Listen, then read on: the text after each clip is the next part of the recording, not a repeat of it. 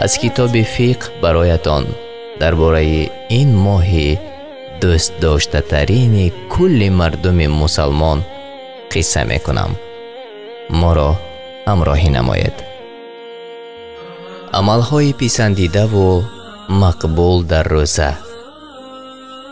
برای روزه‌دار 3 چیز مستحب و پسندیده است.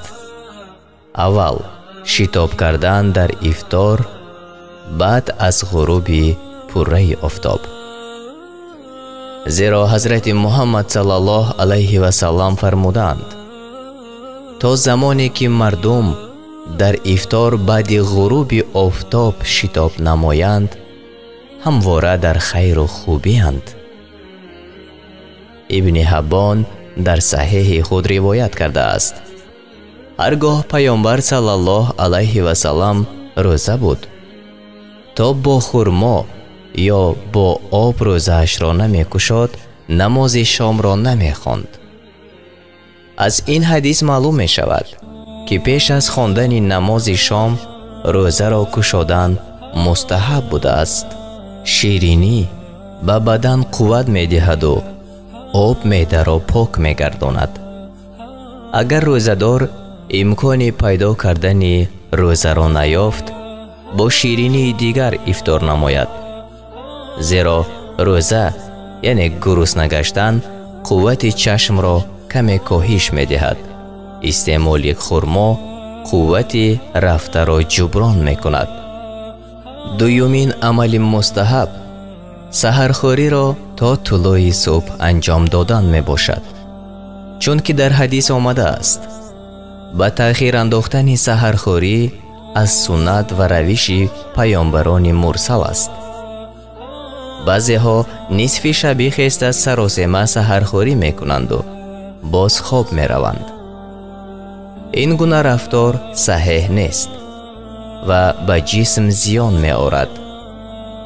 خوبش تا اذان یکم دمیدن صبح صادق سحرخوری کند و خواب نرفته نماز بامداد را بخواند. برخی از مردم سحر دلمان هیچ چیز نمی کشد گویان سحرخوری نمی کنند که این خطا است.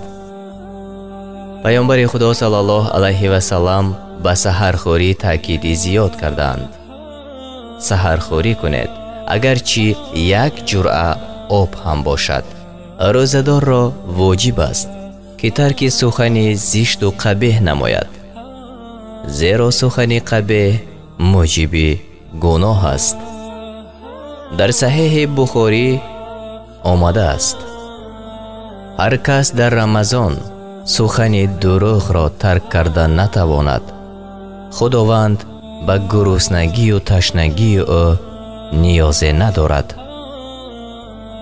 تنها با گرسنگی و تشنگی روزه قبول نمی شود. امروزها چندین نفران در بازار و دکانها خود را روزه‌دار می شمارند و قسم دروغ می خورند، غیبت می کنند، سخنان قبیح به زبان می آورند. آنها با چنین عملهای ناروا ثواب روزه را برباد می دهند. در یک حدیث مبارک حضرت محمد صلی الله علیه و سلم چنین آمده است بسیار روزه‌دارانی هستند که از روزه غیر گرسنگی چیزی نصیبشان نمی شود و بسیاری از شب زنده‌داران هستند که از عبادت شب غیر بخوابی چیزی نصیبشان نمی شود.